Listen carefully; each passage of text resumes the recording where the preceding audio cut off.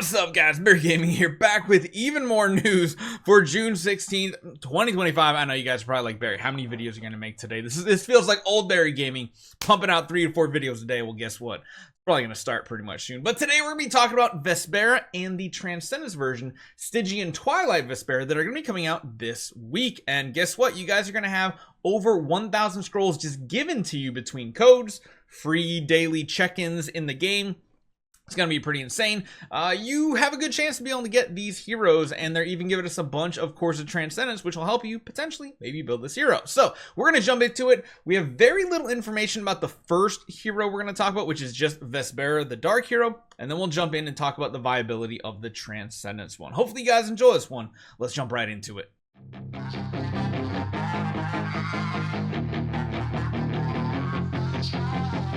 Alright, first up, like I said, we have the Dark Hero and the Transcendence version of the hero coming out on Anniversary, both of them at the same time. We've had this happen like 2 other times in the history of Idle Heroes, when it landed on like Chinese New Year and stuff, usually when it's a Dark or Light hero, and it just so happens this is a Dark Priest hero coming our way. Now, building a Priest hero is not probably going to be advisable as your first hero on account.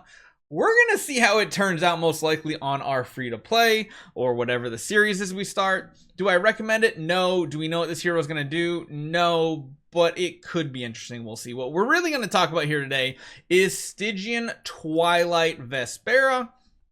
Looks absolutely awesome. Has that snake theme because of the theme of this anniversary. And the abilities sound pretty interesting here. So first up, active skill, Soul Call of Stygian Knight. Deals attack damage to all enemies. Afterward, it will inflict lethal incense 4 on enemies with the highest attack for several rounds. So I'm guessing they word it like that because they don't want to tell you how many. I feel like that by it saying on enemies, it means either if they have the same attack, it'll put it on both of them, or it maybe is going to put it on multiples when it goes live. We'll see. In PvE scenarios, you know, multiple targets, if they're the same hero, could have the exact same value, so it might work pretty well. Meanwhile, reduces their attack, armor, damage reduction, control immunity, and speed for several rounds. Besides that, increases all allies' attack, armor, damage reduction, and control immunity, and speed for several rounds. Allies that have another effect we'll talk about later gain more of a bonus from above. So let's talk about that lethal incense that's going to go on to the highest attack enemy.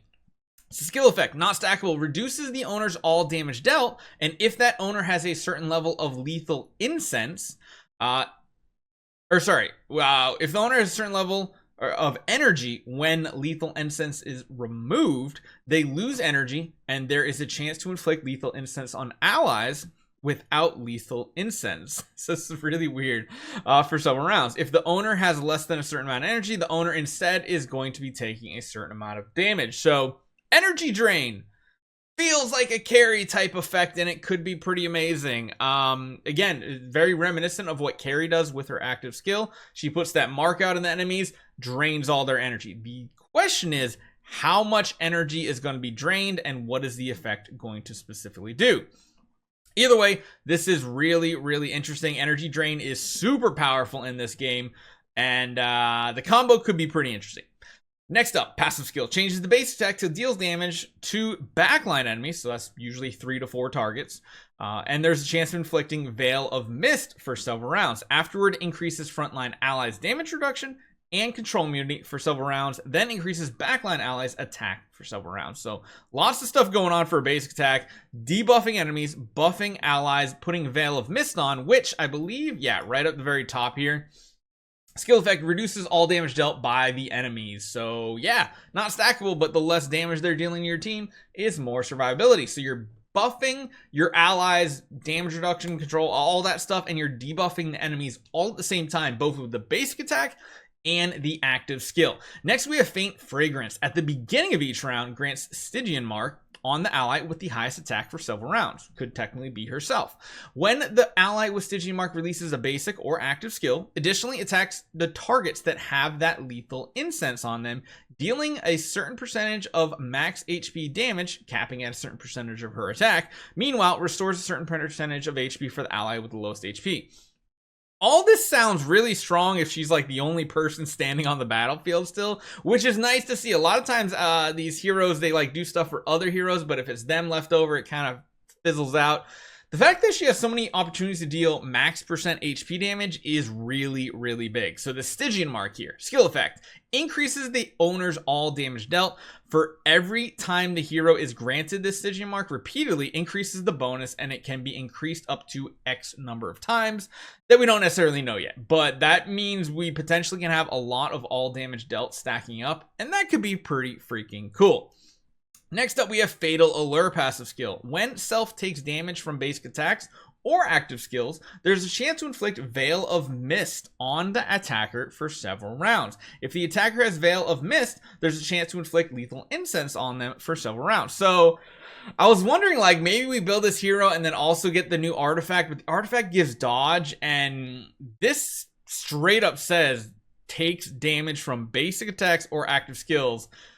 Inflicting Veil on the Mist is pretty big, because remember, this Veil of the Mist is the one that reduces the damage dealt by the owner, and then beyond that, if you remember down here, deals attack damage to backline enemies, and there's a chance to inflict Veil of Mist here as well. Afterward increases blah blah. So there's interactions with this Veil that are going to be pretty interesting, with putting it on the entire enemy team potentially based on how you get hit. And then also, if they already have it, because we're doing that with the basic attack already, you can put lethal incense on them, which then means the active skill is going to hit like a truck and do a ton of things. Beyond that, the Core of Origin is pretty fun, especially when pairing and talking about this Fatal Allure, being able to, you know, take damage.